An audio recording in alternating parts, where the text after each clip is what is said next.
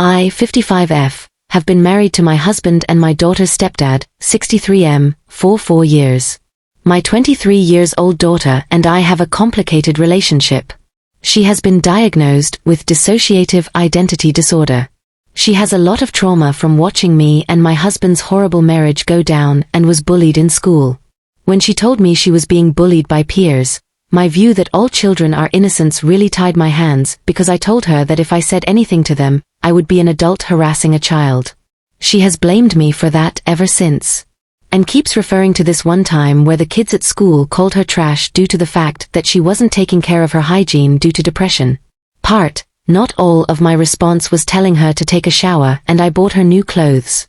The bullying finally ended with an expulsion and a suspension for the ringleaders. She still throws the fact that a school clinic volunteer told her that if she was their kid she'd have permission to punch back if administrators didn't do anything. I thought that having her live with me while she finishes school and gets a job would help heal some childhood wounds if my second husband and I modeled a healthy relationship. However, my daughter now doesn't get along with my husband. She is a very introverted, creative person who likes immersing herself in escapism.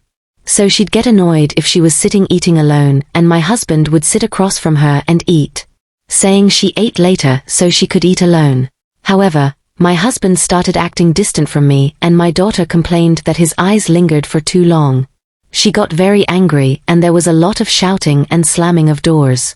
Finally my husband admitted he's attracted to her and it's hard to be around her all day. Said she was walking temptation and said that's why he was avoiding sex with me.